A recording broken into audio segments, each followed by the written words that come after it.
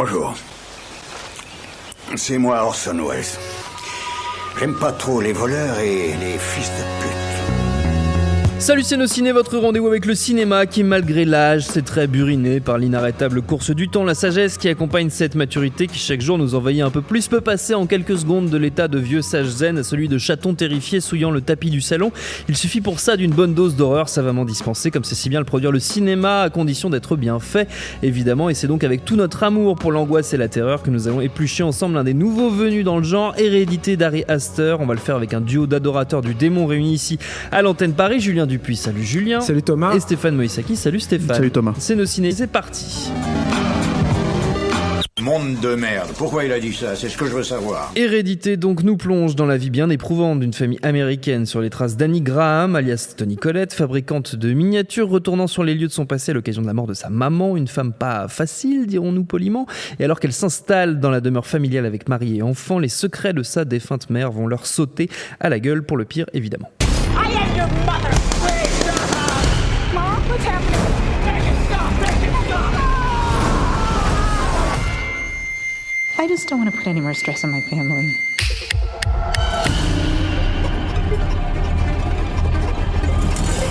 Et c'est donc le premier film d'Ari Aster, et au casting, outre Toni Collette, on trouve Anne Dowd, Gabriel Byrne et la terrifiante Millie Shapiro dans le rôle de Charlie, la fille très perturbée du couple. Votre avis sur cette hérédité, messieurs? Julien? C'est ça tourne toujours commence, sur toi. Moi, c'est un film que j'aime bien, Okay. qui a ses défauts, surtout dans la deuxième partie. Bon, je pense qu'on va être amené à en parler. Je l'aime bien pour plusieurs raisons. C'est déjà parce que je trouve que dans le cinéma américain, mais je pense que c'est vraiment dû à la société américaine, on ne croit pas à la fatalité, en fait. Je pense que tout le cinéma, une grosse partie en tout cas du cinéma de voyage dans le temps a été travaillé autour de ça. C'est-à-dire que tu reprends ta vie en main et puis tu peux gagner et tout. Et justement, tout le truc d'hérédité, je trouve le truc intéressant, c'est de montrer que non, il y a une fatalité, que de toute façon... Qui nous rattrape de toute façon. Voilà, et qui nous rattrape de toute façon.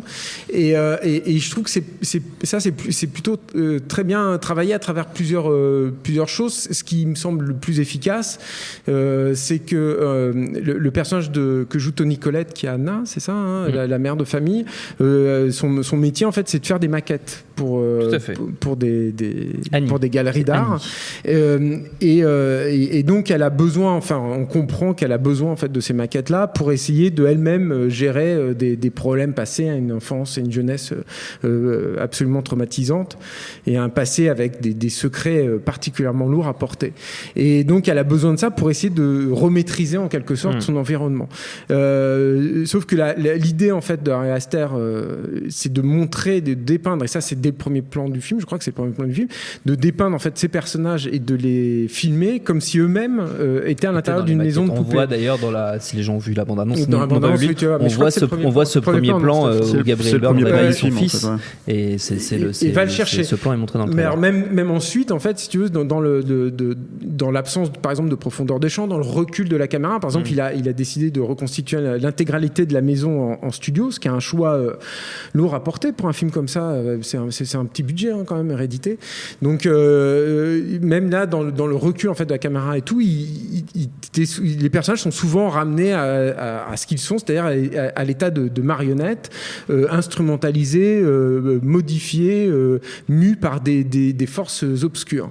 L'autre chose qui est travaillée par Ari Aster, alors là, qui est un peu moins évidente, je trouve, où pourtant apparemment il s'est énormément pris la tête, c'est que le film est rempli de petits détails, de petites choses qui contribuent, en fait, à te montrer que de toute façon il y a quelque chose qui cloche, et que dans leur entourage, en fait, direct, il y a quelque chose qui est amené à les perdre, en fait, et qu'ils sont damnés de toute façon à la base.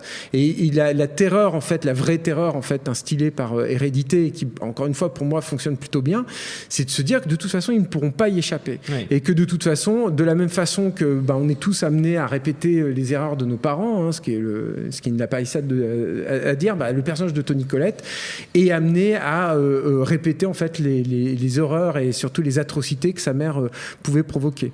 Donc il y a des trouvailles assez intéressantes. Par exemple, il y a une scène d'enterrement de la mère au début. Les figurants, en fait, qui sont dans dans la pièce où on fait les... On parle de la personne que l'on va enterrer. J'oublie la terminologie, hein, vous m'excuserez, mais ne sont pas les mêmes que celles qui assistent à l'inhumation ensuite, ce qui n'est pas du tout logique. Et comme ça, il y a plein de petites choses en fait disséminées comme ça dans le film qui sont amenées à nous perturber en fait, à nous troubler, à fissurer un peu nos bases. Et l'autre grande qualité à mon sens aussi du film, c'est son interprétation en règle générale et en particulier de Toni Collette, qui est absolument incroyable, moi je trouve, qui dégage une énergie folle, qui passe d'une émotion à une autre de façon avec une rapidité délirante. Il se trouve que j'ai interviewé jeudi dernier et elle me l'a confirmé. Physiquement, pour elle, ça a été une épreuve terrible en fait, ce tournage, et elle a dû piocher dans elle-même, dans ses émotions, des choses tellement fortes qu'elle avait besoin de faire énormément de sport pour évacuer tout ça. Et je trouve que ça se sent énormément à l'image. Et rien que pour elle, c'est absolument à voir.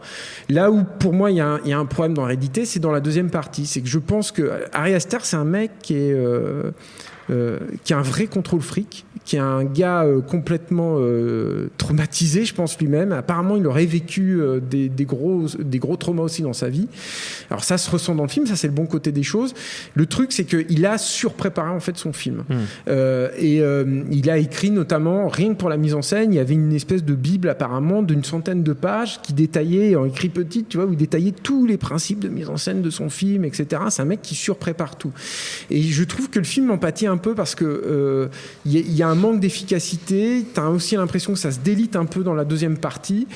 Et j'ai eu moins l'impression de voir ce défaut qu'on retrouve souvent dans les premiers films où tu as l'impression que le mec essaye de mettre tout ce qu'il a en fait en lui. C'est le fameux syndrome du premier roman. Voilà, c'est ça. C'est comme si... Ah bon, d'accord, je ne savais pas que c'était le fameux syndrome du premier roman. Mais en fait, parce qu'il est en train de te dire qu'il a écrit un premier roman dont il n'est pas satisfait. C'est pas ça. Mais voilà. Et du coup, il y a un sentiment de trop-plein qui fait qu'il y a un certain manque d'efficacité dans la fin. Enfin, disons dans la deuxième partie, parce que moi, j'aime beaucoup aussi la fin. Je trouve que pour la fin, il raccroche en fait les wagons avec un truc complètement cryptique et autres, mais qui du coup moi me provoque en fait des émotions viscérales en fait, très basses, pas viscérales justement, c'est plus bas que ça, c'est vraiment une terreur cérébrale. Et c'est finalement, il se réfère beaucoup lui, notamment à Ne vous retournez pas de Nicolas Roeg ou des choses comme ça. Et je vois pas ça en fait dans le cinéma d'horreur aujourd'hui.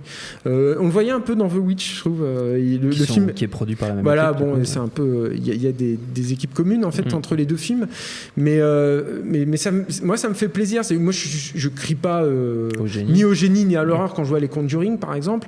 Mais ça fait du bien en fait de voir un film comme ça, qui se fait déjà d'une part une très haute idée en fait du genre, et puis qui d'autre part essaye de chercher une terreur qui va un peu plus loin que le coup du chat ou des trucs, des terreurs super basiques, quoi. Là, il y a une vraie peur presque existentielle en fait dans Hérédité, et voilà, c'est plaisant. Stéphane. Bah ouais, alors, cette peur existentielle, c'est clairement le moteur du film, en tout cas dans la première partie. De toute évidence, moi je le connais pas ce monsieur, mais de toute évidence, soit il a fait une thérapie, soit il a besoin de faire une thérapie. Et ça, c'est assez clair, parce que toutes ces névroses, elles se retrouvent littéralement dans l'écriture des personnages. Et d'ailleurs, toute la première partie du film, à part 3 points de détail, de scénario, elle n'avance pas autrement que par les névroses des personnages et la façon dont ils se répondent en fait vis-à-vis de leurs propres problématiques. Donc c'est ce qui est passionnant, moi je trouve, dans la première partie, vraiment, parce que dès qu'on rentre dans le cinéma pur, on va dire, c'est-à-dire par exemple il y a un accident de voiture que je trouve extrêmement mal filmé, extrêmement problématique dans la façon dont c'est filmé, donc je suis étonné que le mec prépare à ce point-là, si tu veux, pour chier ses effets comme ça. Mais c'est pas grave, parce qu'en fait, si tu veux, jusqu'ici t'as complètement pris les enjeux en main, quoi. Tout est une question de culpabilité, parce que par exemple l'enterrement qui ouvre le film, c'est le personnage de Toni Collette ne peut pas s'empêcher de littéralement dauber sur sa mère en fait dans son oraison funèbre. Il n'y a pas un mot gentil en fait dans cette dans ce speech qu'elle fait. Et elle ne parle que d'elle, elle parle même pas de sa mère, elle ne parle littéralement que d'elle. Et du coup, en fait, si tu veux, tous ces transferts, c'est ce que tu lis en fait dans la façon dont les personnages sont rédigés. Le personnage de Gabriel Byrne qui est littéralement absent en fait, si tu veux, c'est un personnage qui n'existe littéralement pas, parce qu'il ne se mêle quasiment pas de la situation. Voilà. T'as Effectivement, le personnage de la jeune fille qui est très très bizarre, quoi, très comment dire, tu sais pas si elle est, enfin tu sais pas exactement si elle est autiste ou si elle est, enfin c'est un truc qui est assez, comment dire, voilà. Mais tu sens qu'il y a un poids de culpabilité sur ce personnage-là qui est énorme, quoi, de la part de la mère et de la part du frère. Et il y a un plot point qui va, on va pas le dévoiler parce que ça serait dommage, mais il y a un truc qui va arriver qui fait que voilà, qui va accélérer les choses. Donc tout ça en fait c'est enfin moi en fait j'étais en train de regarder un film d'horreur, oui. Mais pas un film d'horreur, comment dire, au sens classique du terme, mais vraiment un film de névrosé pur et dur, quoi. Et c'est ce qui me passionnait vraiment. Je me disais, putain, et le mec, il est en train de maîtriser ça, c'est impressionnant. Et alors, moi, dès qu'en fait, il faut convoquer le genre, c'est fini pour moi dans le film, quoi. Ça marche plus du tout. Il y a des ruptures de ton, déjà, qui sont un petit peu amorcées, des rêves un peu bizarres, qui sont censés te faire un petit peu rire, mais tu sais pas vraiment sur quel pied danser. Ça marche pas trop pour moi. Et alors, moi, je suis d'accord avec Julien sur la structure du film, sur ce qui est intéressant là-dedans, dans la façon effectivement que la deuxième partie, tu perds vraiment en force, quoi. Mais par exemple, je trouve pas du tout le final cryptique. Au contraire, j'ai l'impression qu'il raccroche les wagons pour essayer de dire, bah attendez les gars, je raconte quelque chose. Ce que je raconte, c'est une histoire, c'est pas moi en fait. Il y a de ça, quoi. Et le truc, c'est que tout l'aspect fantastique, satanique, machin, puis les effets sont ridicules, quoi. Pour moi, c'est ce qui sabote le film, en fait. C'est ce qui sabote le film. Non, c'est-à-dire que c'est ça le problème. C'est-à-dire que en fait, en fait, quoi qu'on pense, par exemple, d'un cinéaste comme Roman Polanski à une époque de sa carrière, et quelles que soient les erreurs qu'il a pu commettre en tant que personne humaine, etc., ce qui est évident quand tu regardes ses films, et ses films les plus habités, et là je parle de Macbeth, je parle du Locataire, ce genre de films, c'est des films d'une personne qui a énormément, enfin Répulsion même avant Cul-de-sac, c'est le film d'une personne qui a énormément souffert dans sa vie et qui en fait retranscrit littéralement ça à l'écran de la façon la plus cathartique qui soit. Et c'est ce qui nourrit totalement, je trouve, ce cinéma-là. Mais en même temps, c'est un vrai, pour l'instant, enfin, je veux dire, je sais pas si on peut vraiment dire ça de la part de Harry Aster. Voilà. Mais c'était un vrai cinéaste aussi qui canalisait ça à travers la mise en scène, à travers ce genre de choses. Là, le problème du plan d'ouverture, par exemple, de Hérédité, c'est que pour moi, il est sursignifiant, en fait. Dès le premier plan d'ouverture, je me suis dit, oula. Alors, effectivement, tout le reste, en fait, n'est pas comme ça. Donc, heureusement, à part les moments où il revient sur les marionnettes en question. Mais c'est déjà plus subtil, je trouve, que ce plan d'ouverture qui est quand même hyper symboliquement chargé. Mais voilà, on reste en fait moi je trouve, dans la mise en scène, quand c'est pas habité par toute cette tension énorme, quelque chose de finalement assez plan-plan et assez basique. Et du coup, moi je me demande même par moments s'il croit vraiment dans ces moments horrifiques, en fait, à proprement parler. D'ailleurs, en fait, c'est même ce qui est surprenant, c'est que ça prend tellement de temps à arriver finalement, en fait, cet aspect horrifique dans le film. Et là, quand je parle d'aspect horrifique, c'est vraiment le côté, par exemple, les vieilles qui marchent sur les murs, quoi. Tu vois, comme dans L'Exorciste 3 ou des trucs comme ça, tu vois. Donc c'est vraiment il y a 2-3 moments comme ça, mais c'est tellement déjà léger. Enfin, c'est-à-dire, il y en a 4-5 par-ci par-là. C'est tellement, parsemé. Alors, certes, peut-être parce que c'est un petit budget, j'en sais rien et tout, qu'en fait, tu as des moments où tu te dis, mais est-ce qu'on en avait vraiment besoin ? Est-ce qu'on avait vraiment besoin de justifier ça, ou au fait c'était des plans qu'il fallait qu'on mette dans la bande-annonce ? C'est quoi ? C'est une obligation de la part de la prod qui lui a dit, mais il faut qu'on puisse dire que c'est un film d'horreur pour le vendre à l'international ? J'en sais rien. Je sais. Toujours est-il qu'en fait, on a vraiment l'impression que ça tombe comme un cheveu sur la soupe, parce qu'en fait il y a cette espèce de logique d'expliquer finalement tout ce qui se passe en fait dans leur problématique par des biais qui finalement sortent de la logique de la névrose telle que l'on peut nous spectateurs, enfin lambda, la vivre en fait. Donc c'est assez bizarre en fait. C'est vraiment un film étrange, parce que j'ai envie de le recommander d'un côté. C'est-à-dire, j'ai envie de dire, bah oui, il y a quand même cette partie, alors si vous aimez être mal à l'aise, quoi, il y a cette première partie qui est vraiment très forte. Et je trouve que ça s'écroule en fait au fur et à mesure. Tu aurais préféré qu'il reste dans une forme de réalisme quelque part, un réalisme névrotique. J'aurais préféré qu'il réussisse le côté genre, en tout cas. Ça c'est sûr, parce que j'ai pas de problème avec l'idée qu'on puisse mêler les deux. Encore une fois, Polanski, c'est ce qu'il fait. Le Locataire, je veux dire, c'est un film qui est sur le fil du rasoir. Ça aurait pu être totalement ridicule, et ça l'est absolument pas, parce que c'est terrifiant. Donc le truc, c'est que j'aurais préféré qu'il réussisse plutôt l'aspect genre que où on a l'impression que, je sais pas si c'est les desiderata du marché ou si c'est quelque chose qui y tenait vraiment, ou il y tenait vraiment, mais disons que, moi je perçois une espèce d'ironie par moment dans ces moments-là où j'arrive pas à en rire, parce qu'en fait la première partie est tellement, encore une fois, malaisante, quoi, que du coup en fait je me dis enfin j'ai le sentiment qu'il en voulait pas, et surtout en fait c'est le sentiment de voir un film qui est totalement déséquilibré pour le coup en fait, entre cette première partie extrêmement anxiogène et la deuxième partie où on va dire bah voilà c'est encore une fois c'est pas Conjuring parce que Julien il en parle, c'est pas ce genre de film en fait, parce qu'il va pas du tout dans ce truc là, mais les quelques moments où il le fait tu te dis est-ce qu'on en avait vraiment besoin pour le faire, si c'est pour le faire comme ça quoi. Donc voilà mais je pense je pense malgré tout que si le mec persiste en fait dans cette logique là, il y a des choses à voir en fait dans la suite, et je pense que ça peut vraiment être un mec intéressant parce que c'est un type qui a capté ce qui manque beaucoup en fait dans le cinéma actuel aussi, hein, et pas que le cinéma d'horreur, hein, mais vraiment en fait à un moment donné arriver à retranscrire en fait, je pense que le mal-être qu'il peut lui vivre, le retranscrire à travers en fait son enfin je dis le mal-être mais ça peut être n'importe quel sentiment au fond. Arriver à le retransmettre à travers la façon dont on va présenter les personnages, jouer avec eux, effectivement. Et effectivement, là-dessus, c'est un excellent même directeur d'acteur, je pense, parce que il a réussi à sortir des choses de Toni Collette. Moi, je suis pas aussi fan que Julien de Toni Collette parce qu'il y a certains films où je la trouve moins, voilà. Mais c'est vrai que là, elle est bluffante en fait. Dans Triple X3, elle est moins bien déjà. Elle est un peu moins bien, c'est vrai. Mais la pauvre. Là, c'est ça qu'il faut bien manger. Pourtant, elle était quand même dirigée par DJ Caruso. Qui a pris des leçons chez Cassavetes, comme il le dit lui-même. Donc voilà. Mais le truc, c'est que voilà, donc il y a ce truc où c'est Mitch quoi. C'est-à-dire en fait, tu te dis tiens, il y a vraiment. Je pense qu'il en a vraiment envie de l'aspect fantastique. Après, c'est vrai que c'est pas forcément le truc le plus réussi. Mais moi, j'ai quand même réussi. Ce qui m'a plu en fait dans le truc fantastique. Alors c'est pas systématique, mais il y a des. J'aime quand il arrive à le relier justement aux névroses des personnages. Quand ça nourrit ça. Je pense à l'ado, à 2-3 trucs en fait qui se passent avec lui. Je pense aussi à des choses sur la fin. Enfin, l'autre qui marche sur les murs, c'est lié à rien du tout. Enfin, tu vois, c'est des trucs. C'est lié à Toni Collette quand même, quoi. Mais et je trouve que c'est encore ça sur la fin. Non, mais après on va rentrer dans les trucs de détail. Quoi. Mais ne disséquons pas trop plus avant le film. Non, mais c'est un film qui est super intéressant. Je pense que c'est un film, c'est de toute façon où. Je pense que tout le monde aura quelque chose à en tirer. C'est peut-être un film qui va vous irriter. Hein. C'est peut-être un truc. Moi, j'avais des gens qui rigolaient dans la salle, dans la projo, mais parce que c'est normal. Enfin, c'est un film de choc. C'est un film un peu étrange, quoi. Mais je pense que c'est pas un film qui vous laissera indifférent de toute façon. Parce que déjà plutôt une grande qualité. Pour moi, c'est pas rien, quoi. Et je pense qu'il y a effectivement, je pense qu'Ari Aster, il a quelque chose, quoi. Et j'ai pas vu ses cours, moi encore, j'ai pas eu le temps, mais apparemment, il y a un pitch d'un de ses cours, moi, qui m'a rien qu'en le lisant, je dis quelle horreur. Et je pense qu'il a. C'est quoi, juste si tu t'en souviens? C'est en fait, c'est le viol d'un père vieillissant par son propre fils. Donc c'est quand même chargé, quoi. Tu vois le truc, tu te dis putain, bon, chargé, alors, attends, c'est le mot. Ouais. D'abord, je me regarde. Mais tu vois, ça c'est un truc qui est horrible.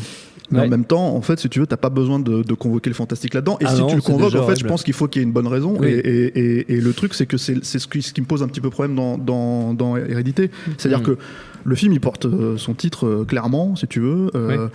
Je dirais pas que c'est une logique de fatalité, comme dirait Julien. Je n'aborderais pas ça comme ça, en fait. Mais le truc, c'est que, par contre, c'est sûr que, ton éducation t'amène à finalement, si t'arrives pas à t'extraire, non mais si t'arrives pas à t'extraire en fait de la façon dont on t'a présenté le monde, bah tu penses que le monde est comme ça quelque part. Et le truc, si tu veux, c'est que tout quand tu joues avec des personnages qui sont des adolescents, des enfants, des choses comme ça, bah forcément en fait ils sont en plein dans ce jus-là, en fait, dans ce bain-là. Et encore une fois, je pense que si tu t'intéresses à la psychiatrie et tout ça, etc., c'est passionnant en fait à regarder de ce point de vue-là. Mais disons que disons que pour moi en fait peut-être que j'ai pas vu le symbolisme que Julien a pu voir qui amène effectivement ce fantastique là, c'est-à-dire que j'ai vraiment l'impression que là-dessus on a plaqué une espèce de logique de satanisme un petit peu voilà quoi.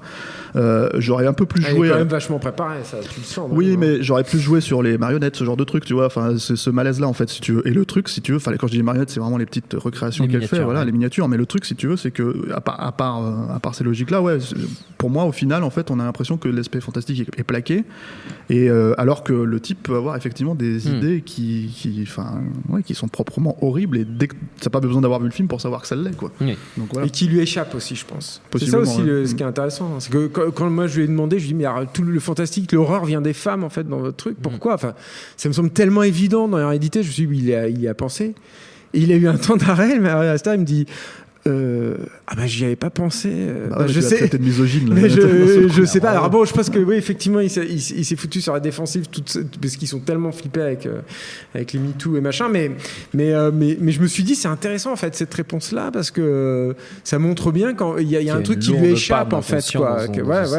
Il est habité, quoi, le garçon. Bon, très bien. Donc on guettera. En plus, c'est les problèmes, ce garçon. On guettera avec attention ses prochains films, ce brave Ari Aster. Avant de se quitter, les amis, comme d'habitude, on offre à nos auditeurs de belles recommandations toutes fraîches. Évidemment, vous êtes libre de vous éloigner du cinéma d'horreur si vous en avez l'envie et de vous rapprocher par exemple du cinéma de Clint Eastwood, n'est-ce pas, Stéphane Moïsakis, au hasard, pour compléter ta grande œuvre. Qu'as-tu choisi cette fois-ci? Alors j'allais vous parler de Doudure et Dingue 2, non. Ça va cogner. Non, en fait, il y a moi je trouve un très grand film qui n'est pas de Clint Eastwood mais qui est avec Clint Eastwood.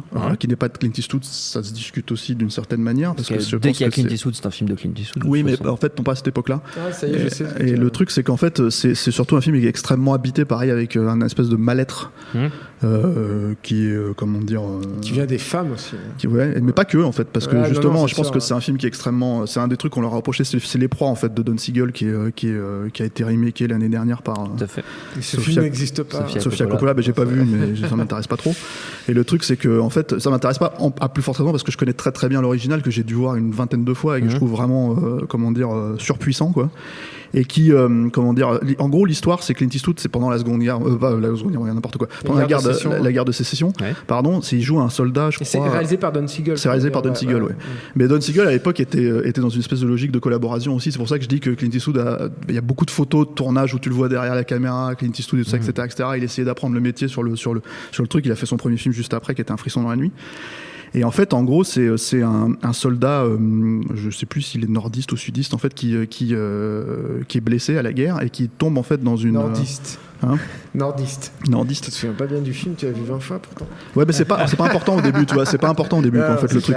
Et il tombe en fait dans une espèce de, pas de couvent, mais de truc de jeune femme, en fait, de jeune fille, quoi, qui est menée par une matriarche très très, stricte. Et en fait, il va commencer à user de son charme, pour en fait se faire une place en fait dans ce harem de femmes entre guillemets, quoi. Et ça va se retourner littéralement contre lui parce qu'en fait, il va toutes les trahir, quoi, l'une après les autres, quoi. Et alors, c'est un film qui est très très malsain parce que Clint Eastwood, il y a beaucoup déjà lui, il détourne énormément son image, d'homme viril et tout ça, etc. Et ensuite. T'as quand même des scènes où il drague des gamines de 9 ans, enfin une gamine de 9 ans notamment, et qui est très très perturbante, quoi, parce que il en joue, quoi, enfin voilà. Effectivement, on peut effectivement partir du principe qu'il y a un panel de représentation de la femme qui est assez qui pourrait être considéré comme misogyne, mais il faut aussi quand même préciser que Clint Eastwood, c'est une grosse merde, c'est un gros enculé dans le film, quoi. Il joue quand même une ordure, quoi. Et ça, c'est montré par des moments précis où il ment littéralement aux femmes, et en fait t'as des flashbacks en muet, en fait, si tu veux, en off, qui le montre en fait en train de comment dire, par exemple il dit moi je suis quelqu'un qui a toujours respecté la nature, et tu le vois en train de brûler des champs, des cadavres, en avoir rien à foutre et tout. Donc t'as tout un pour moi c'est surtout un film misanthrope, quoi. Et enfin ça, c'est Don Siegel aussi, ça c'est pour le coup, c'est voilà. Et après, alors le truc, en fait, la raison pour laquelle je connecte un petit peu ça à Hérédité dans l'absolu, au-delà de ce malaise, c'est que pour le coup, en fait, il y a une imagerie gothique extrêmement travaillée dans le film, et qui lui donne un énorme poids aussi visuel, en fait. C'est-à-dire que tu as beaucoup par exemple, t'as ce moment, en fait, où Clint Eastwood comprend que la matriarche, en fait, était plus ou moins couché plus ou moins avec son frère qui a disparu, et que donc en fait la présence du frère qui n'est plus là, en fait voilà, t'avais tout un espèce de truc, et en fait Don Siegel te montre les flashbacks, en fait, dans l'ombre de Clint Eastwood, enfin t'as tout un jeu comme ça, en fait, qui est extrêmement fort. T'as la présence d'un corbeau noir, en fait, qui attend justement, en gros, si tu veux, la fatalité qui va arriver, enfin ce genre de choses, quoi. Et donc voilà, c'est assez. Moi, je trouve que c'est un chef-d'œuvre total. C'est pour ça que je veux dire, vu ce que j'ai vu du cinéma de Sofia Coppola, je pense que ça m'étonnerait qu'elle arrive à ce niveau-là, quoi. Je jetterai peut-être un œil un jour pour confirmer ou infirmer, mais pour t'énerver. Pour m'énerver, ouais, peut-être. Mais voilà, c'est vraiment un film extrêmement vénéneux, très noir, mais qui est pour moi un des très très grands chefs-d'œuvre. Alors déjà, je pense que c'est le meilleur film de Don Siegel. Et un des très très grands chefs-d'œuvre dans la carrière de Clint Eastwood, et qui est complètement passé sous silence en fait, parce C'est un qu'on peu n'en parle pas oublié. vraiment, c'est un Oui, peu oublié, voilà, c'est un peu ça a été oublié. un peu relancé l'année dernière parce Tout à fait. qu'effectivement il y a le remake, donc on en a un peu Ouais. reparlé, mais voilà quoi. Et moi je mettrais ça dans la veine Polanski de cette époque-là aussi, quoi. C'est-à-dire Oui. Macbeth, des trucs comme ça très habités, très viscéraux et noirs en fait dans leur représentation du monde, très misanthrope quoi. Julien. Alors moi c'est un peu plus tiré par les cheveux. En fait, Ari Aster, une de ses références c'est Carrie, le De Palma, et du coup c'est l'occasion de juste vous signaler que chez Carlotta est sorti un documentaire qui s'appelle Tout à De fait. Palma. Très sobrement, voilà, et dans un coffret vraiment magnifique, comme Carlotta sait les faire. Il paraît que David Honoran a 18 exemplaires. Ouais, non, mais en plus, il y a des trouvailles. Bah, c'est un truc de fan, quoi. Mais par exemple, il y a des facsimilés de dossiers de presse de l'époque à l'intérieur. Il y a Fury et il y a, je sais plus lequel. Je suis désolé, un Blaout, je crois. Mais voilà, puis avec des belles photos, etc. Et mais c'est le doc évidemment qui vaut le coup d'œil. C'est un doc qui dure 1h50. Il n'y a que De Palma et en plus filmé sous une seule valeur de cadre. Avec en plus un cadre qui est pas très flatteur, enfin c'est pas très glamour, c'est pas super travaillé quoi. Mais moi je trouve qu'en fait cette limite de mise en scène qui est indéniable joue en faveur du film, c'est-à-dire qu'on a l'impression d'avoir une réelle intimité en fait avec De Palma, qui revient sur toute sa vie, toute sa carrière.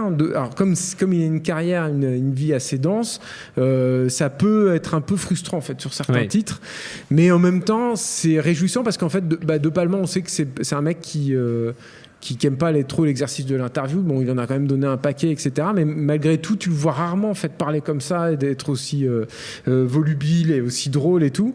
Et ce qui est super plaisant en fait dans le film, c'est que d'une part, il se dévoile sans phare, hein, donc il raconte des fois des choses qui sont très très personnelles, y compris notamment sur ses parents, qui relient de lui-même d'ailleurs à certaines récurrences en fait de son cinéma. Et ça, c'est vachement intéressant. Ensuite, il dévoile des anecdotes de tournage qui sont vraiment hilarantes et qui ne sont pas à la gloire des personnes qui sont dans les anecdotes d'ailleurs en général, mais qui sont vraiment super drôles et qu'il faut écouter. Et surtout qu'il a un vrai talent de conteur. Moi, que je lui ai découvert encore une fois à De Palma, pourtant il parle des fois sur les bonus et tout, mais je l'ai jamais vu comme ça en fait, s'animer comme ça.